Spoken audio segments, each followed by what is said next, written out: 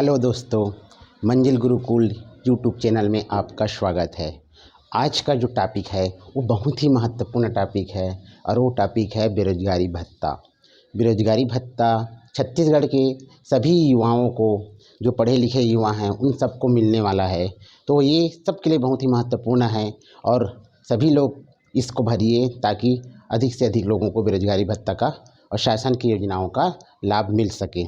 तो इसको अंत तक देखते रहिए दोस्तों, क्योंकि इसमें एक एक नियम जो है बहुत ही महत्वपूर्ण है। पहले नियम को अच्छे से पढ़ना है, समझना है, आप पात्र हो या नहीं हो इसका ये पूरी तरह से सुनिश्चित हो जाने के बाद ही आपको इसमें फॉर्म भरना है ताकि आपको बेरोजगारी भत्ता मिल सके। आज का बेरोजगारी भत्ता का टॉपिक में जो पात्रता की शर्तें हैं उसको ध्यान से हम सुनते हैं और उसके बाद आगे बढ़ते हैं। सबसे पहले तो जो छत्तीसगढ़ शासन का है, तो सबसे पहले छत्तीसगढ़ का मूल निवासी होना उसको अनिवार्य है। दूसरे नंबर पर आता है कि उसका आयु सीमा 1 अप्रैल 2023 को उसकी आयु सीमा 18 वर्ष से कम नहीं होनी चाहिए और 35 वर्ष से अधिक नहीं होनी चाहिए।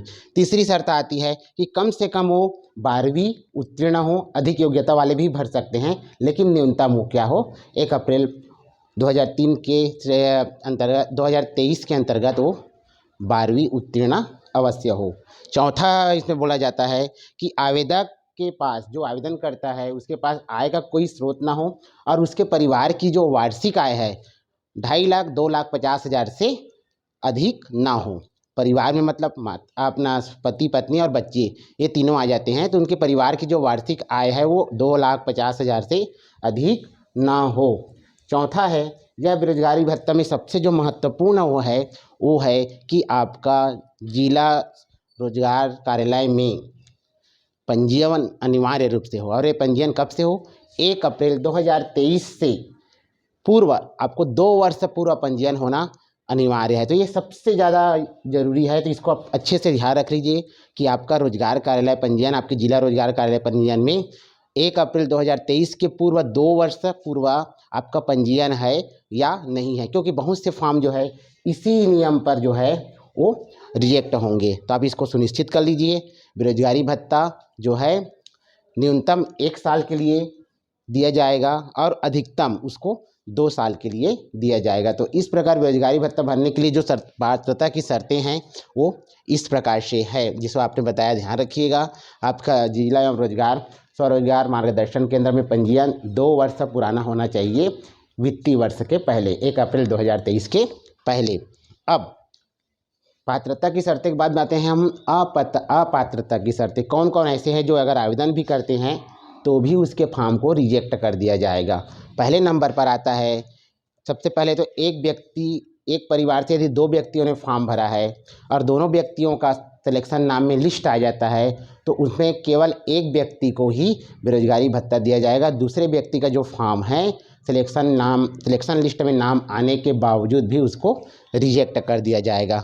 दूसरा है, चाहे केंद्र सरकार के हो चाहे राज्य सरकार के हो, कोई संस्था स्थानीय निकाय में यदि कोई व्यक्ति ग्रुप डी से ऊपर, यानी ग्रुप डी को छोड़कर group B, group A, group C में यदि नौकरी करता है तो उसके परिवार के सदस्य जो होते हैं वो बेरोजगारी भत्ता के लिए अपात्र हैं, लेकिन ग्रुप डी कर्मचारी के परिवार के सदस्य जो है उसके लिए पात्र होंगे।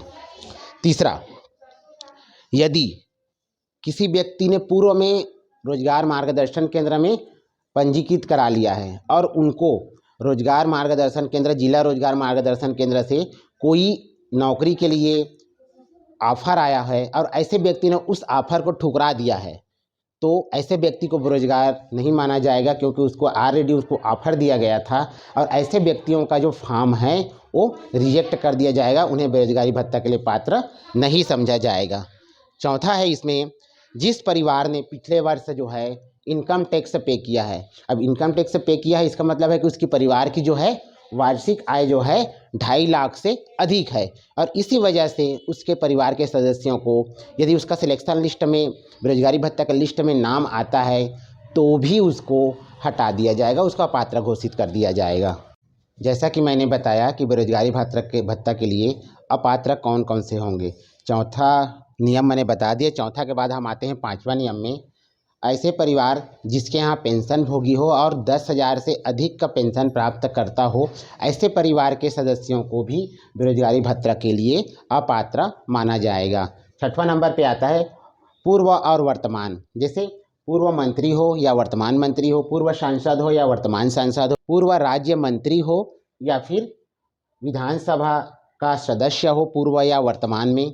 उसके साथ साथ जिला पंचायत का अध्यक्ष, पूर्व अध्यक्ष और वर्तमान अध्यक्ष को, नगर निगम के महापौर, पूर्व महापौर और वर्तमान महापौर के परिवार के सदस्यों को भी बेरोजगारी भत्ता के लिए अपात्र माना गया है। साथ ही साथ यदि कोई पेशे से डॉक्टर हो, वकील हो, चार्टर्ड अकाउंटेंट हो या फिर कह सकते हैं कि इंजीनियर हो और पेशेवर आर्किटेक्ट हो, ऐसे व्यक्तियों के परिवार के सदस्यों को भी बेरोजगारी भत्ता के लिए अपात्र माना गया है। तो इस जो 7 नियम है दोस्तों, उसको अच्छे से ध्यान से सुनिए, पढ़िएगा और करिएगा कि क्या आप इससे अधिक की योग्यता रखते हैं, यानी कि अगर आप इस श्रेणी में आते हैं तो आपको बेरोजगारी भत्ता के लिए अपात्र माना जाएगा। साथ ही साथ आपके पात्रता की जो शर्तें हैं उनको भी ध्यान से पढ़िएगा और उसको पढ़ने के बाद ही फॉर्म को फिलअप करिएगा कि आप बेरोजगारी भत्ता के लिए पात्र हैं या नहीं हैं। अब हम पात्रता और अपात्रता की जानकारी लेने के पश्चात हम जाते हैं कि इसको फॉर्म भरने की प्रक्रिया क्या होगी, कैसे फॉर्म भरा जाएगा और कहाँ जमा होगा, और फॉर्म भरने के बाद जब बेरोजगारी भत्ता के लिए हम पात्र हो जाते हैं तो उसके बाद भी क्या प्रोसेस किया जाएगा। चलिए सबसे पहले कि बेरोजगारी भत्ता स्वीकृति की जो प्रक्रिया है, तो इसकी जो जानकारी है, बेरोजगारी भत्ता संबंधी जानकारी हमको रोजगार विभाग में, पंचायत और ग्रामीण विकास विभाग में और नगरीय प्रशासन विभाग के वेबसाइट पर इसकी विस्तृत जानकारी मिल जाएगी। साथ ही साथ समाचार पत्रों के माध्यम से भी इसको दिया जाएगा ताकि इसका अधिक से अधिक प्रचार किया जा सके और अधिक से अधिक लोगों को बेरोजगारी भत्ता मिल सके। दूसरा है, एक निर्धारित प्रोफार्मा होगा, फॉर्म होगा, उसको हम पूरी तरह से भर के पात्रता और अपात्रता की शर्तें को ध्यान में रखते हुए हम जनपद पंचायत में या फिर नगरीय निकाय में उस फॉर्म को जमा करेंगे। जमा करने के पश्चात जनपद पंचायत या नगरीय निकाय उस फॉर्म को अपने पास रख के उसको पात्रता और अपात्रता की छँटनी करेगा। पात्र व्यक्ति और अपात्र व्यक्तियों का एक लिस्ट जो है निर्धारित किया जाएगा, लिस्ट निकाला जाएगा। दावा आपत्ति होने के पश्चात उसको फाइनल रूप से बेरोजगारी भत्ता हेतु पात्र लोगों की सूची जारी कर दी जाएगी।